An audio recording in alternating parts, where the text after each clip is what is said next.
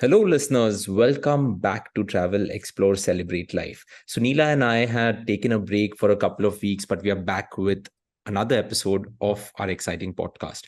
We have crossed almost 100 episodes. I mean, we finished 100 episodes or a little more, but today we are going to talk about a place that we has never been talked about on Travel, Explore, Celebrate Life. It is Saudi Arabia. Now, Saudi Arabia is a country that has more or less been close to tourism for a long, long time. But over the last 2 or 3 years, you have been seeing a lot of Saudi Arabia everywhere. If you are a working professional and go to a conference, it is highly likely that Saudi Arabia has sponsored something in that conference. If you are someone who loves football, you're hearing about Karim Benzema, Cristiano Ronaldo, or Neymar actually going to Saudi Arabia and playing in the league there. So back in the day, we would never ever watch Saudi Arabian football, but now you're always tuning in to see your favorite football player play. Then there's also that thing where there is a lot of wealth in Saudi Arabia, and it is often displayed because when they were signing Neymar for a club in Saudi Arabia, they actually sent a Boeing 747 just to pick up Neymar from whichever city he was in. Now, Saudi Arabia also has the distinction of being one of the 17 countries in the world that do not have a river. Because, as we would have guessed, the Middle East is a place where there is a lot of desert. So Saudi Arabia also is home to the largest sand desert in the world. Why do I say sand desert? Because most of us know that the Antarctic polar desert is the largest desert in the world, but the largest sand desert in the world is in the country of Saudi Arabia. Now, along with Saudi Airlines, there is also a new airline coming in, which is known as Riyadh Air. And we are going to hear a lot more about all of these things when we talk about Saudi Arabia. But because this is the first time we are bringing in Saudi Arabia, I think it was going to be an episode only after either of us actually went to Saudi Arabia. And Sunila had the privilege of being only the second person from Veena World to go there. Our colleague Ashwini has already been there, and now Sunila is the second person from Veena World to go there. Sunila has already completed 75 or more countries. And when I asked her this morning, Saudi Arabia must be your 90th country, 91st country, she has lost count. So I think she'll have to go back and count again. But Sunila, you went to Saudi Arabia over the course of the last week. So I think one good point to start off with, because Saudi Arabia has been close to the world up until the pandemic or something like that, is what were you expecting? And then over the course of the episode, we'll cover was the expectation in line with what you actually saw there. And let's start with which airline you took there. How was the journey? How long it takes? Because we know nothing. Right. And I'm sure our listeners also don't know much about what is to visit and all of that. So let's start with just give us a brief of what you actually did there. Yes, Neil. I'm so excited to be talking about a new destination. Usually Yeah. we speak about places we've been to, which a lot of other people have been to also. And of course, there are newer facets to it, or there's something to be discovered, something new always. But this time it was a completely new country, and I was super excited because I really didn't know what to expect. I had a lot of thoughts in mind. When you hear of a lot of these countries in the Gulf and the Middle East and the other places, and you have some, I would say, question marks that okay, how will it be? How will the people be? What would happen? So I think I want to just start off by saying that I went there on Saudia. The airline was actually really comfortable. I was in business class, so maybe it was a little more comfortable than others. And we flew to, actually, I had a chance to visit two places in Saudi Arabia. And I think the next time round, and I'm already speaking of next time, so you can definitely Mhm. make out that I had a good trip. I would love to discover the rest of it as well. Our flight was not direct. So first we went to Jeddah, and that took about 5 hours, 4.5, 5 hours. And from Jeddah, I had a connecting flight. And we went to Medina, which was hardly an hour and a half. And then from there, I went to Alula. So this time round, I went to Alula and Medina. And I think the next time I would love to discover Jeddah and Riyadh as well. So you can fly from Riyadh or Jeddah. You from Bombay, we have direct connecting flights to Riyadh and Jeddah. Earlier, they had a flight to Alula. I think it's no longer operational. Maybe it'll come in later. But you go to Riyadh or Jeddah, and then you can take connecting flights. So the thing with the flights is that when we booked the tickets, there were a lot of changes happening. But you can fly directly into Alula also. So you can come into Riyadh or Jeddah and connect direct to Alula. In case you don't get a connecting flight, or if you want to visit Medina, then fly to Medina and then drive down from there to Alula. So the connecting points for international tourists are going to be Riyadh, Jeddah. And then internally, you can connect to Medina, you can connect to Alula, you can connect to all these places. And I think Neil, I want to start by saying I was amazed at how warm the people of Saudi Arabia were. I think that for me was a revelation in itself, that extremely sweet, extremely hospitable, and extremely warm wherever we went. And you know what was the good part for me, especially, that all the guides everywhere we went were women. So it was, you have images from what you see on TV, and you see a lot of other things, and you have these different images in your head. Yes, they were dressed in abayas, but everyone that we met in the tourism industry who was working as guides, as as storytellers, they call them rivas, like storytellers. They were all women everywhere, and the experience started from Saudi itself.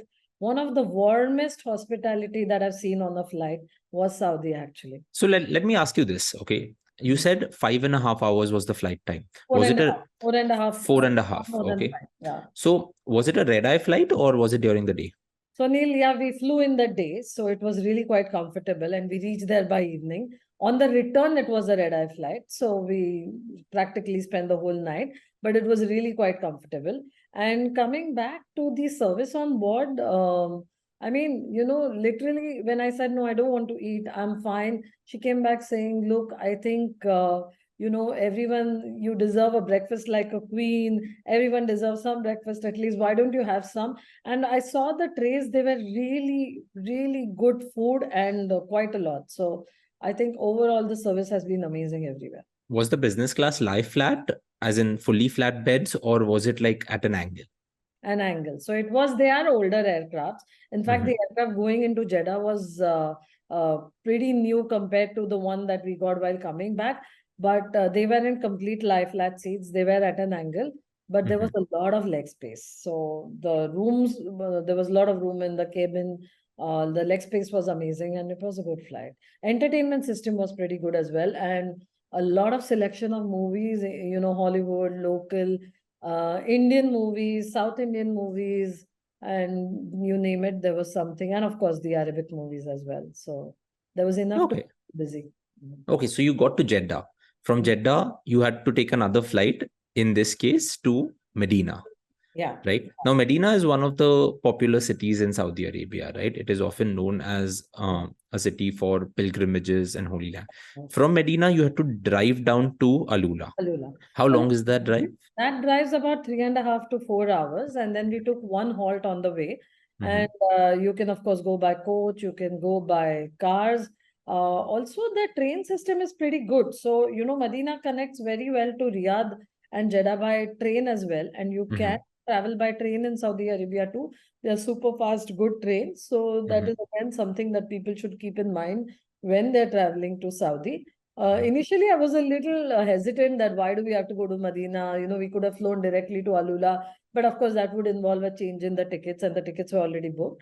But honestly, it worked out fine, because on the return, we actually got to go to the city of Medina. And this city was closed to non-Muslims for a very long time. But Saudi is really opening up now, and you can see that they are welcoming people from all around the world, from all religions, and everyone is open to come there. So you can't enter the mosque, but you can go till the gate and you can see the green dome where the Prophet Muhammad is buried.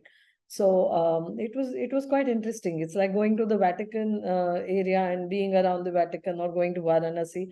So I'm happy I've covered Varanasi, I've covered the Vatican, and now I've done Medina. So 3 important religious places that I've been. It is said that Medina houses one of the most beautiful mosques in the world. And of course, if you ever go to Abu Dhabi, and I was in Abu Dhabi only this weekend for the Formula One, the Sheikh Zayed Mosque is often known as the one of the most beautiful mosques in the world. The mosque at Medina is known as one of the most beautiful.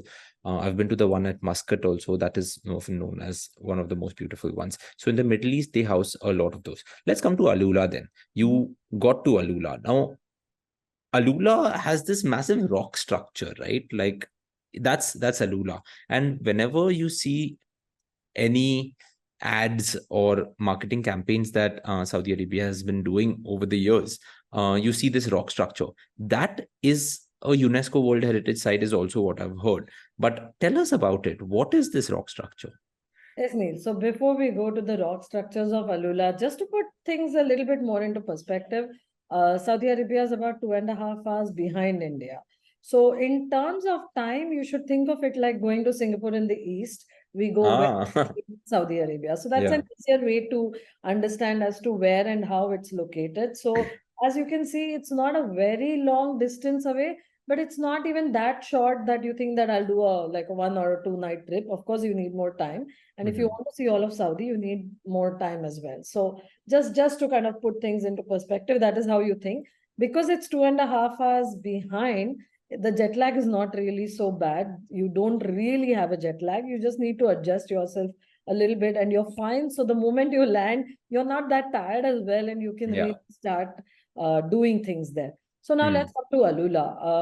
Alula is one of the most amazing places, I would say, and really special places on this, not just in Saudi, I would say in the world.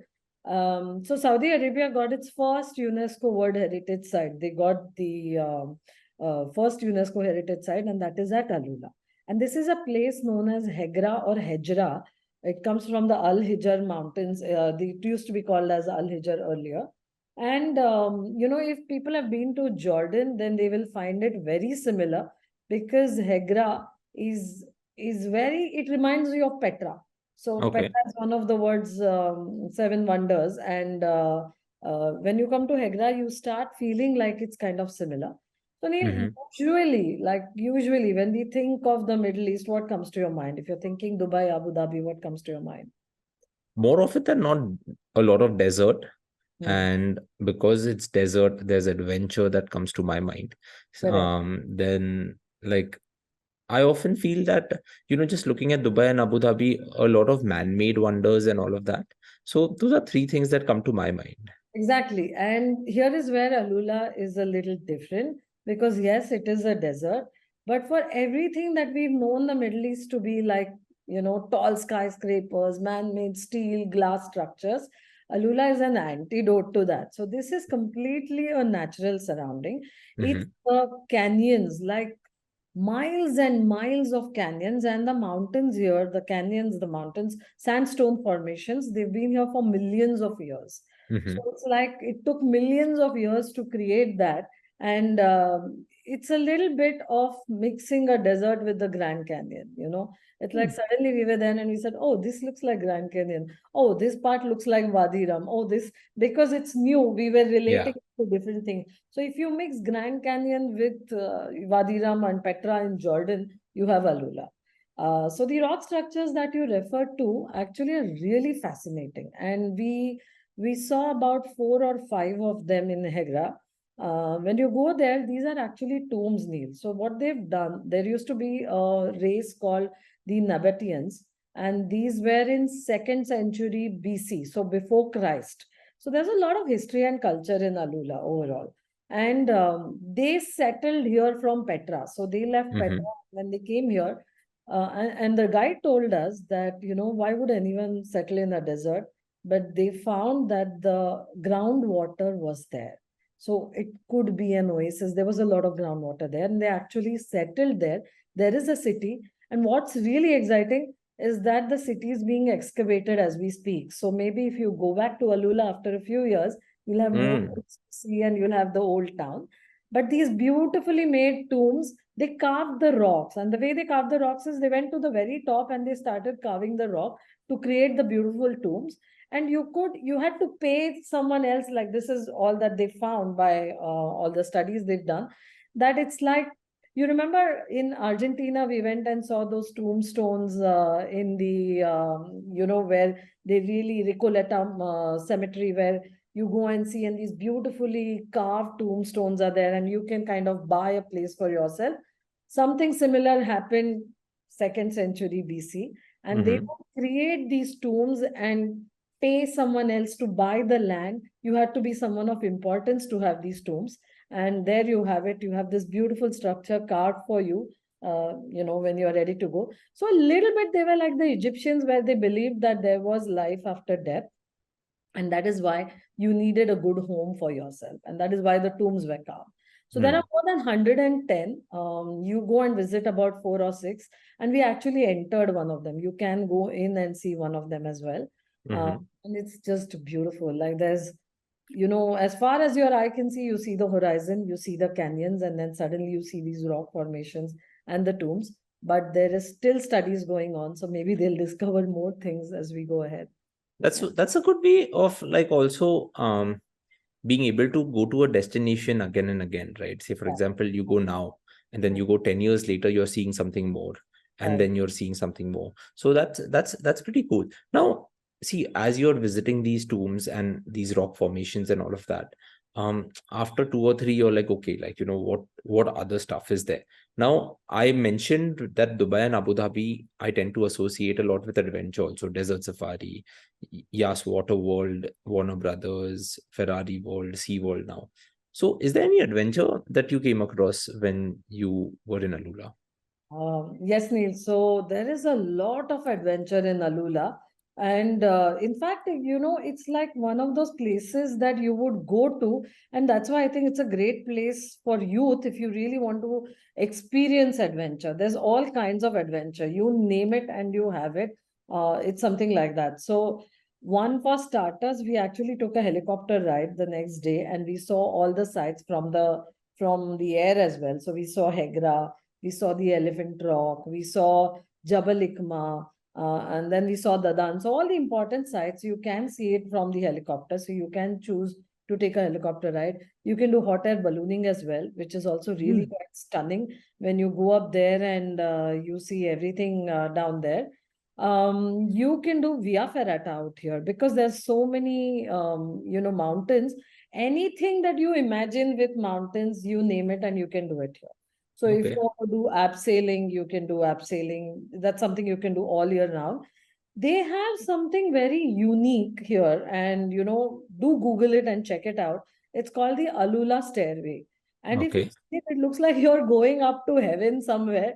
It's a 45 meters suspended ladder. Unfortunately, we couldn't really have time to do that. But you climb up from the mountains into thin air in a way, and you can actually come back ziplining. So it has Oh, this wow. amazing zip line. So I think, now that I've been there once, I know what my itinerary is going to look like the next time we go there. So, but do look up the Alula Stairway. It is something just incredible. Like, you have to see it. And then of course there are the Land Rovers that you can take for some dune bashing and stuff like that. But that kind of feels, I mean, nothing compared to walking up a stairway. I Then of just course, I just Googled it and it looks incredible. really, Just the adrenaline that you would get because it seems like an invisible stairway yeah, climbing up and then it's like ziplining you're down. going up somewhere into air, and then even the zip line's amazing. It's one of the longest zip lines. Then, like I mentioned, you have the Via Ferrata, and you also have a hammock. So you have a canyon hammock that you can use. So that is also something. And then hiking, trekking, all of that, of course, is something that you can do there. So, like I said, there's so much to do. There's a giant swing as well, and then there is glamping. So you can even choose to stay in a tent while you do all of this, because it's really quite interesting. So Well, there's speaking a of glamping, lot of yeah, adventure. like speaking of glamping, where did you stay? Like, what was the accommodation like? Okay, so the accommodation is again something. I think I would say that where you stay in Alula really determines a lot for you, and you really get the essence of the destination, because there are different kind of properties. We did see some tents as well, the glamping tents. It was interesting because these tents were in the middle of an oasis, so you had date palms, and then you have these tents that are laid out quite close to each other. The bathrooms were shared, of course. But then when we went to see it, there was actually a Korean group, and almost all the tents were occupied. And in fact, the company who's doing the tents also does a lot of the adventure out there. Mhm. And they took us stargazing. So we went out to the desert to have a nice night out with the stargazing. So that is one thing. Where I stayed, Neil, and I absolutely loved it. It's a place called Habitas. And Mhm. what is so special about it is that it's right in the canyon. So you don't have to go anywhere to see anything. We were surrounded by these massive, huge sandstone rock formations. And right in the middle of the rock formations in the valley are individual cottages, tent like structures that are laid out. It was a proper room, and with indoor shower, outdoor shower. It was just stunning. And there was a beautiful outdoor deck with majlis, as the Arabics call it, with the red tapestry and stuff like that, so you could really relax, lounge chairs and everything to sit out there. And it was so spread out that I think, like, to walk from one end of the resort to the other probably was more than 2 kilometers or something like that. So they had e-bikes to get around, they had golf buggies to go around, and there were like programs. In fact, we didn't have time to do all of them. So I think I need to go back and just stay in the hotel, because they have activities right from the morning, from yoga to stargazing in the night, and you're busy all throughout. So yeah, you can go see Hegra, come back. You can go and see the Elephant Rock, which is another huge structure, and it resembles an elephant. You can go and do that and come back. And then, of course, you're in this, beautiful surrounding. So when you wake up in the morning, I think what was more special for me were the mornings and nights, because that's when I was in the hotel. But when you wake up and you open the curtains and you see these red sandstone formations and the rocks right in front of you, in the evening, the sky is full of stars. So again, that was quite stunning. And the pool here was simply amazing. So the swimming pool was fabulous.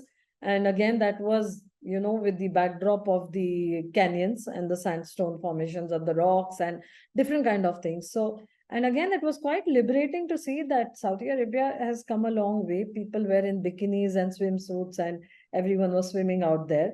So on the one hand, yes, the locals wear the abayas, but as a tourist, you can do whatever you want. So which So there was are no restrictions for tourists as such when it comes to clothing. not really. Nowhere did we find it, except, of course, if you go to Medina and you go to the mosque, then you should cover your head, which is fair enough. Anywhere we go, we Yeah, covering shoulders, covering covering the knees. Yeah. shoulders, covering the knees, and covering your head. But other than that, throughout, there was no issue at all. Like, even in Alula, there were no dress codes or nothing like that. The only restriction, of course, Saudi is known for that. Like we all know, there is no alcohol anywhere in the country. So, if you're a teetotaler, then that's just perfect. But what was really good is that every place we went, I think we had the freshest juices everywhere. Like they would give you an option. And any place, like even when you go to Hegra, you're at the welcome center and they would have a hospitality counter. So they would say, come in. And there was a choice of guava, pomegranate, mango, fresh, everything fresh, juices there, dates there. So, and Arabic coffee. These are the three things that you will be welcome with everywhere. At every hotel you go, every sightseeing destination you go, there's always a counter serving all of that. So it was quite nice. Along with the beverages, of course, food comes in handy. So, what was food like? Is it vegetarian friendly? Is the first question. Second, for a carnivore like you, did you really like the food? What was the food like? What did you have for all your meals there? The food was simply amazing. I think let's start with the non-veg part of it first. All kinds of kebabs that you can find, very healthy food, and Mhm. amazing salads. So, the tabbouleh and the fattoush, and amazing quantity. Like we had to literally at every restaurant tell them, stop, we can't eat anymore. Because one thing I noticed in all of Saudi is that, at least, well, all of Saudi, I mean Medina and both in Alula, is they tend to have a set menu or a set meal, which is amazing value, but the portions just don't stop. Like your salads, and then you have appetizers, and then you have the mains.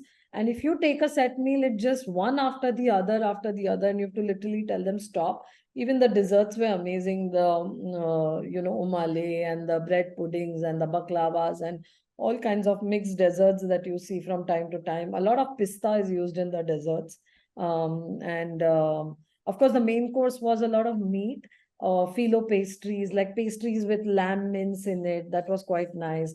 Then there was a lot of chicken as well. So lamb, beef, chicken, whatever you want, name it. And you have kebabs and other things. So pretty healthy and really, really tasty. I remember one dinner we had in a place called the Heart of the Oasis. And we were right in the oasis, in the middle of it, very beautifully lit up and amazing food and a lot of fish as well. I was surprised to see that there was fish everywhere. Coming to vegetarian friendly, most of the places are very vegetarian friendly. Again, salads, main course, a lot of quinoa and the other things. But you do see Italian restaurants. There's also a Greek restaurant in Alula called Octo, right on top of the mountain, from which you have a beautiful view. That is, in fact, a viewpoint, Harat viewpoint that you go to, and you see the entire old town of Alula below you, the canyons on one side.